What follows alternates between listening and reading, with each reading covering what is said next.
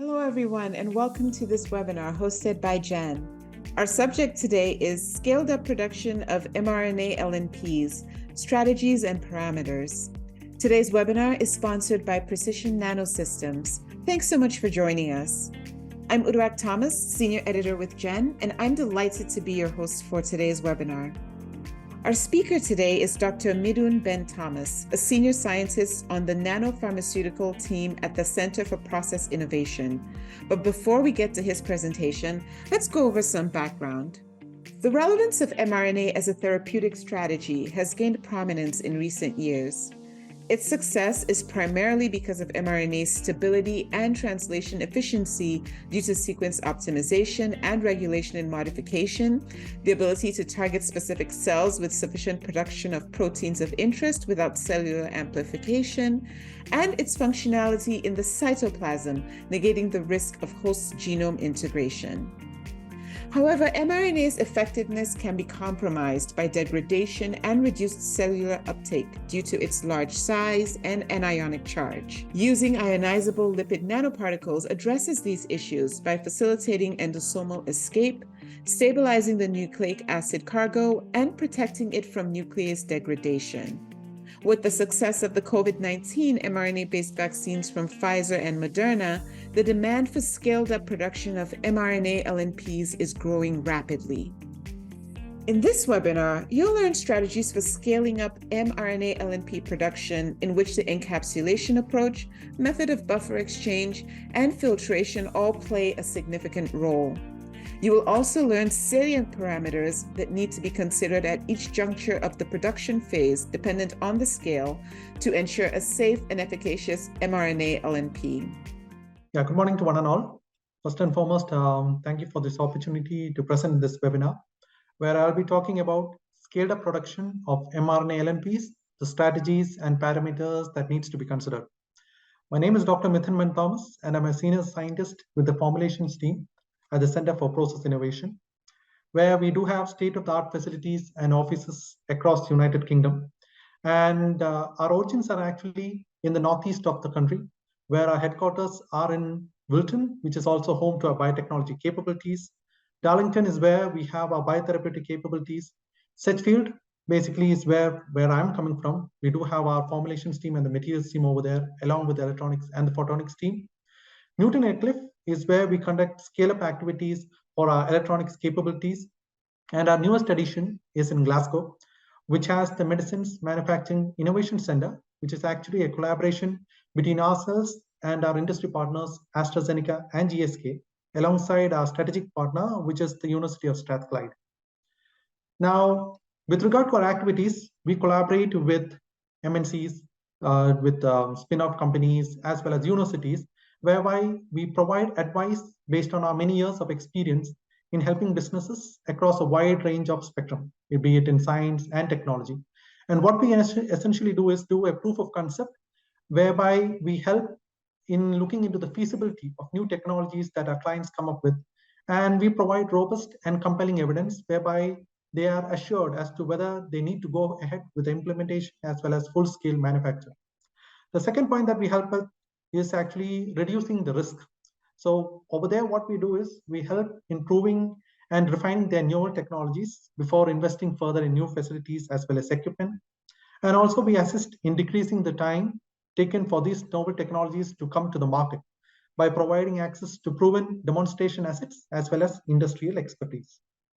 Now, one of our major focus in the formulation team are projects related to nanomedicine, whereby we do have expertise with regard to advanced drug delivery formulations which are fabricated using inorganic, polymer, or lipid-based nanoparticle systems.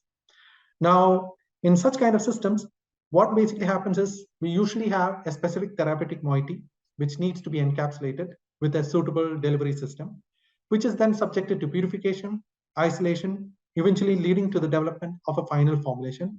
And throughout the whole process, a series of analytical characterization studies will be done so as to ensure the integrity as well as the efficiency of the therapeutic moiety is not compromised at any stage of the encapsulation. So with regard to the first step, as I mentioned earlier, is the encapsulation, whereby we do a tech transfer of processes from the client We look into the steps that needs to be taken at our end to improve the formulation design and also the stability. So what we do is do a development of the process, we do an optimization of it, then scale up the processes. So for the encapsulation process, we primarily make use of different kind of microfluidic systems, predominantly the ones which are from precision nanosystems such as Ignite and Blaze. And we also make use of other mixers such as the TPs and the staggered herringbone for analyzing all these and for carrying out all these kind of encapsulations. The next step is obviously the purification, for which end-to-end scalable solutions for solvent removal is done, buffer exchange is done, concentration and isolation is being carried out. Eventually, when the final formulation so obtained is then subjected to filtration using 0.2 microns, and then it's also subjected to stability studies. And as I mentioned in the beginning, once this whole process is carried out, we also do a battery of analytical tests. So this is absolutely essential because this would also involve to analyze whether the particles so generated are the critical quality attributes. To be more specific, those critical attributes are well maintained, such as in the case of the particle size, the charge, the morphology, for which we use different kind of equipments, be it the DLS, the ELS, or the scanning electron microscope, or the atomic force microscope. So for carrying out all of these things, it would primarily involve an analytical method development and qualification. Then we also do a support with method validation, documentation, and transferring it to QC, and also do a host of product stability studies over a wide range of temperatures from minus 80 degrees Celsius to 100 degrees Celsius, and also do studies such as relative humidity and accelerated testing. And whenever it involves any active moiety being loaded onto it, we do UV-vis fluorescence assays as well as HPLC, and also do release profile studies. And in those cases where excipients are involved, it would involve testing out for pH, conductivity, and also to ensure the sterility of the material. We also perform the endotoxin studies as well as bioburden testing. So this brings us to the topic of mRNA and the impact that its vaccine had in curbing the menace of COVID. So as it's incidentally this year's Nobel Prize in Physiology was awarded to Dr. Carico and Dr. Weissman for their discoveries concerning nucleoside-based modifications that enable the development of effective mRNA vaccines against COVID-19. Now, how exactly does this vaccine work? Now, it's pretty essential that we understand how it works, because only then we will be able to appreciate the impact that the LNPs actually brings about in making sure this mRNA vaccine is able to carry out its function. So the creation of the protein, as you all know, involves the flow of genetic information from the DNA to the RNA through the process of transcription. Now, this RNA carries the code to the ribosomes, leading to the formation of the protein via the process of translation. So as shown in this image over here, to initiate the process of transcription, we have small segments of DNA being transcribed into RNA by the enzyme RNA polymerase. So what it first does is it identifies a specific sequence on the DNA called as a promoter, at which point the RNA polymerase will start copying from that particular point, at which point the two strands of DNA, as you can clearly see over here, it opens up like a zip. Once that happens, the copying is done by the RNA polymerase until it reaches a termination signal, at which point the messenger RNA is released. Now, as you can see in figure 3, this messenger RNA moves on to the ribosome where the protein synthesis or the process of translation occurs. Now, over there, as shown in this image, we have the base triplets of transfer RNA pair with those of mRNA, and at the same time, they also deposit their amino acids on the growing protein chain. And eventually, the synthesized protein is released. Now, this synthesized protein is the one which activates the immune system to generate more number of antibodies, so that as and when the virus actually enters into the host, it is actually protected by the effect carried out by the antibodies. So that's essentially how this vaccine works. To be more specific, when the coronavirus actually came into the scene, the first thing that the scientific community did was to study the structure of the coronavirus. So from there, they were able to generate an idea of generating the mRNA sequence, which codes for the viral spike protein. And what they did is, this RNA sequence was then loaded into a suitable LNP vehicle system, whereby it was then delivered to the host, at which point the mRNA sequence led to the production of millions of copies of spike protein. Now, this protein in turn spurred the immune system to produce antibodies, which essentially protected when a real virus was actually entered into the body. Now, from this, it's pretty much evident that the mRNA therapy is proving itself to be very beneficial in the management of such kind of conditions. Now, it's a very good thing that the advantages obviously outweighs the challenges that mRNA therapy presently has. So just to emphasize on some of its advantages, the main advantage is the fact that it functions primarily in the cytosol. That means it does not integrate with the host genome, thereby leading to a reduced risk. The second point is, due to the development of different type of delivery systems, especially the LNPs, which has led to an enhanced uptake of mRNAs.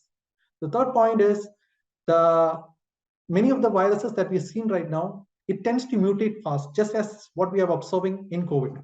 In such kind of scenarios, the main point which makes mRNA such an attractive option is because for each antigenic protein which has been generated, the mRNA sequence for that could be generated much quickly. It could be easily defined, and there is no need for the cellular amplification of mRNA transcript. And finally, the stability and translation efficiency, it could be enhanced via sequence optimization and regulation of modification. Now, there are obviously some challenges when it comes to mRNA therapy as well. Now, in those cases where we don't have the LNPs or a suitable delivery system, in such cases, mRNA is found to be intrinsically unstable and prone to rapid RNase-mediated degradation. And it also has the challenge of having itself be subjected to reduced bioavailability, which happens due to its high molecular weight, hindrance to passive diffusion, and electrostatic repulsion, which happens between the mRNA and the protein-coated cell membrane. Now, apart from that, even when it is the case of an LNP encapsulating the mRNA, there are still significant number of extracellular and intracellular barriers that it has to overcome before the mRNA is actually delivered to the cell. So the first step is obviously protecting it from the nucleus degradation that could possibly happen from the physiological fluids. The second option would be it has to evade the MPS as well as clearance by the renal glomerular filtration. The third thing would be it has to reach the target cells. So for that, it has to be internalized by target cells. And finally, it has to escape the endosome so as to reach the ribosome where the translation occurs. So whatever might be the case, the main thing is, apart from COVID, the research has already shown that mRNA could be the way forward when it comes to the management of various kinds of conditions such as in metabolic and genetic diseases.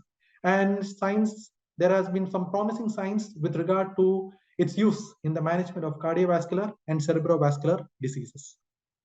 Now, this slide specifically talks about what are the different steps which gets involved in the production of an mRNA drug. So the first step is the designing mRNA and synthesizing it.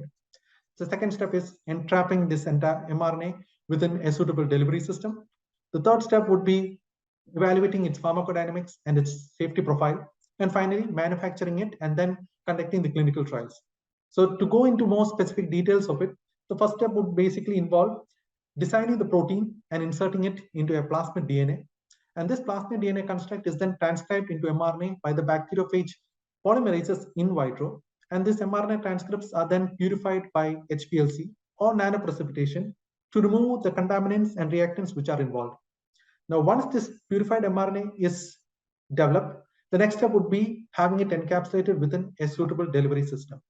Now, the type of delivery system that needs to be used would also involve the type of interactions that happens between the mRNA as well as the delivery, because that will determine as to how efficiently this delivery system is able to encapsulate the mRNA. So that is what is clearly shown here as A, B, and C within this image. So the A basically indicates that it could be either due to electrostatic absorption, which happens between phosphate ions of the ribonucleotides. It could be either B, which could be the complementary paired hydrogen bonding with bases of the ribonucleotides, or it could be coordination of the phosphate ions. Now, based on this, the vehicles could be classified as the cationic compounds, where it could be the cationic lipids, the ionizable lipids, or the cationic polymers, or it could be nucleoside-based lipids, such as the DNCA, or it could be metal-based compounds, which provides vacant orbitals to coordinate with phosphate ions. Once the encapsulation of the mRNA is done, the next step is carrying out the pharmacodynamic studies and safety evaluation studies for which it is tested in vaccinated mice and primates. And finally, the scale up of the mRNA therapeutics would be done, and then the clinical trials will be carried out. So how exactly does these LNP prove itself to be an efficient carrier for mRNA? Now, the current version of RNA-loaded LNPs that we presently have are actually advanced derivatives of the phospholipid-based liposomes, which was first generated in the 1960s. And since then, the LNPs have undergone significant alterations and as well as advancements. Now, as shown in figure B, the LNPs are basically composed of 4 key components: the structured lipids, the cholesterol, the ionizable cationic lipids, and the stealth lipids. Now, the structured lipids are the fundamental scaffold of LNP and are mainly neutrally charged phospholipids. Next, we have the cholesterol, which stabilizes the LNP structure and modulates its properties, such as the membrane fluidity, elasticity, and permeability. Then we have the cationic lipids, which plays the most important role because that is the main reason as to how the negatively charged nucleic acid gets entrapped or encapsulated within it. But then in the initial phase, there was a significant number of drawbacks or challenges with it, primarily because of cytotoxicity, opsonization with plasma proteins, and low transfection efficiencies, which was brought about by rapid splenic and hepatic clearance. But then over a period of time, ionizable lipids came into the picture, and that more or less negated many of the challenges that cationic lipids was facing earlier. And finally, the stealth lipids, which are contributed by the polyethylene glycol or the PEG molecules, as we commonly say it, which are physiologically inert as it hides the potential epitopes. It reduces immunogenicity, augments the colloidal stability of nanoparticles in fluids, and it ensures in vivo retention of pegylated LNPs, thereby enhancing its safety and efficacy. And it also facilitates the manufacture of small homogeneous LNPs, typically 50 to 100 nanometers in diameter, which makes them less likely to activate the immune system. So in this slide, I've just shown the process flow which is involved in the production of the RNA and LNP system and its subsequent storage. So we have the RNA and the lipid in their respective phases. That means the aqueous phase and the organic phase, which is then fed into a microfluidic system where it gets encapsulated, after which it is diluted and the formulation so obtained is subjected to purification and filtration. And then it is diluted to a concentration that we require, after which the formulation is then subjected to a final filtration using a 0.2 micron, and then it is stored at minus 80 degrees before it is shipped out to the client.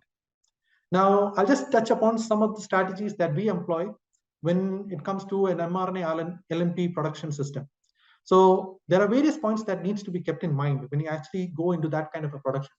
The first point is obviously your scale of production. You need to know, or you need to keep in mind as to what level or what kind of equipment would you require for the scale of production that you're envisioning for. So the first point will be the type of equipment that you're going to use. Based on that, based on the sample volume, you will have to determine as to what is the method of buffer exchange or the type of buffer exchange technique that you would like to employ. And finally, the formulation so obtained needs to be filtered. So you need to have an idea as to what kind of filtration method you would like to adopt. So in the case of small scale production, we primarily make use of the nanoassembler Spark, which is ideal for production of formulations up to a volume of around 250 microliters.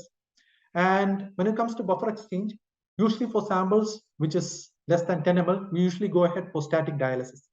And for this, we usually make use of the floatolizer or the membrane. And when it comes to filtration, we make use of sterile syringe filter units with PS membrane of 0.2 microns. Coming to medium scale production, in these kind of cases, we make use of the microfluidic reactors such as the Ignite and the Ignite Plus, which enables in the production of formulation volumes of up to 20 and 60 ml respectively. And it also provides us with the option of playing around with the flow rates of 20 ml per minute to 60 ml per minute. And in these kind of cases where the sample volumes is up to around 200 ml or so, we usually prefer dynamic dialysis because it provides sample homogeneity, faster dialysis rates, enhanced buffer exchange, reduced risk of degradation of the sample, and an economical use of the dialysis buffer when compared to static dialysis. So in such cases, we make use of the SpectraFlow lab system or the SpectraFlow process system. And when it comes to the final filtration, it's usually done with filter pumps where we use the sterile filter units with PS membrane of 0.2 microns. Coming to large-scale production, we usually rely upon the nanoassembler Blaze or the Blaze Plus, in which you could actually lead to, we can actually look into the production of formulations up to a volume of around 10 liters or so, or even more. And it also provides a flow rate of around 115 ml per minute. And when it comes to buffer exchange, we usually go ahead with tangential flow filtration because it allows for continuous circulation of the feed solution across the membrane, thereby enhancing the efficiency of filtration and also minimizing the fouling. And when it comes to filtration, we make use of the peristaltic pump over here, where sterile filtration is done using the 0.2 filters. Now, the reason as to why I mentioned as to the point that as to what kind of equipment that we are using or what kind of dialysis, what kind of buffer exchange technique we are employing, the reason as to why I mentioned that this has to be kept in mind is because whatever might be the equipment that you're using or whatever might be the technical buffer exchange that you're using, you have to make sure that the critical quality attributes are not compromised at any stage of the process. So that is what I have shown in this particular graph over here, whereby we have used the Ignite and went ahead with the dynamic dialysis. And as you can clearly see over here, neither the particle size nor the encapsulation efficiency was significantly changed over the course of the process. Similarly, when the Blaze was used in combination with TFF, the same pattern was observed, whereby the CQA was not affected in any manner. Another point that needs to be considered is the effect of flow rate ratio and the effect of the total flow rate. Now, based on our understanding and based on our research, we found that when the flow rate ratio is increased from 5:1 with respect to aqueous to organic, when it's increased to around 1:1, the size of the particles was found to increase. While when you actually play with the total flow rate, when that was increased, we found that there was a decrease in the particle size.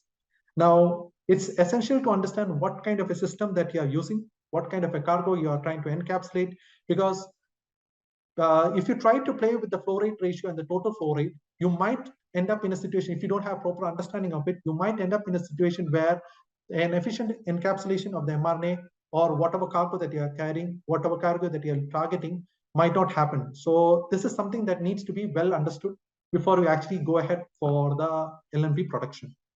The next point that needs to be considered is the choice of ionizable lipids, because those are also found to have an impact with regard to the critical quality attributes.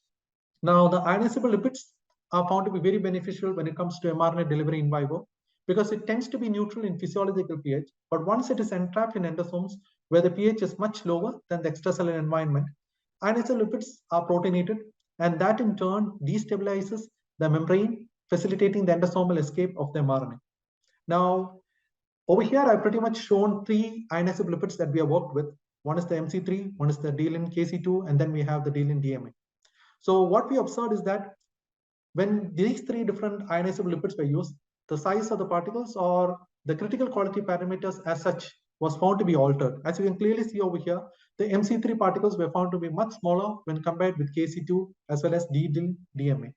Now, an improvement in the efficiency, in the delivery efficiency, or with regard to tolerability can be facilitated if we do quite a bit of tweaking in each of these ionizable lipids. So if I have to explain it with respect to these 3 ionizable lipids, D-lin DMA was initially synthesized for siRNA, and its delivery efficacy was improved by modification of the linker and the hydrophobic regions. Modification of that led to the development of the KC2. Now this KC2, we optimized the amine head group of D-lin KC2, which led to the development of the D-lin MC3, which is the key delivery component of Onpattro, the first US FDA approved siRNA drug. And then further improving upon the tolerability of the nanoparticles, what was done is in MC3, incorporation of biodegradable lipids were done. In doing so, it led to an improved efficacy and faster elimination from the liver and plasma in vivo in comparison with MC3. And that was observed in the case of L319. Just to add more context to it, even in the case of SM102 or ALC0315, which are the ionizable components which are used in the Moderna and the Pfizer vaccine, we observed that each of these were found to have more number of biodegradable lipids when compared to MC3, which in turn led to better delivery efficacy and pharmacokinetics. Another point that needs to be considered is the concentration of nanoparticles. So what we observed is that as the concentration of RNA and lipid was increased, it led to an increase in the particle size, though the PDA and the encapsulation efficiency was found to remain constant. Another point that also needs to be considered through the process is the impact of dilution. Now, the dilution with the formulation buffer is absolutely essential to maintain the stability of the LNP. And the stability in turn is linked to liquid polarity and the lipid solubility. So whatever might be the case, the LNP should be stable for the time it is kept in hold up and downstream process before the solvent is removed. So what we observed is that when the dilution factor was increased from 1x to around 20x, it was found that the particle size was found to significantly decrease. So you need to take that also into consideration when you actually go ahead with an mRNA-LNP production. So some of the critical quality parameters or the critical quality attributes will be dependent upon various factors, which I mentioned in the previous slide, such as the scale of production, which in turn will determine type of equipment that you want to use, the method of filtration that you would like to adopt, the buffer exchange technique that you would like to employ, and then the choice of ionized lipids, whether it be the KC2 or the MC3 or anything else, because all of these will have an impact with regard to the type of LNPs that you are going to generate. Then the flow rate and the total flow rate, because a tweaking of both these factors will play a significant role as to how efficient your encapsulation is going to be and what will be the size of the particle which is being generated. And another point is the concentration of nanoparticles and dilution ratio. To sum up, I'll just take your attention to this particular slide, that irrespective of whatever might be the RNA and LNP system that you're going to work with, obviously the characteristics of each and every LNP system will be different. And it will also be different based on the batch size that you're looking at. But whatever might be the case, you have to ensure that right from the stage of encapsulation until the final formulation, as shown in this graph over here, the critical quality parameters has to be maintained so that there is no significant change. So in whether it be the encapsulation stage, the buffer exchange stage as in TFF, or the final formulation, which actually happens after the filtration. At all these points, we want to make sure that all of the parameters are maintained as stable as possible so that it will lead to the development of an efficient mRNA-LNP system. So that brings me to the end of my talk. Thank you. Once again, Ben, thank you so much for your talk and for taking time to answer our questions today. A special thank you to our sponsor for this webinar, Precision Nanosystems, and also a special shout out to the superb Gen Multimedia Group for hosting this event. That team is made up of Leanna Jabs, David Mosley, and Hannah Turner. Thank you so much to them because they make all this possible. And last but not least at all, thank you so much to you, our audience, for being here today. Thank you for watching and listening. We appreciate you. For everyone at Gen, I'm Midhun Thomas. Thank you once again, and goodbye for now.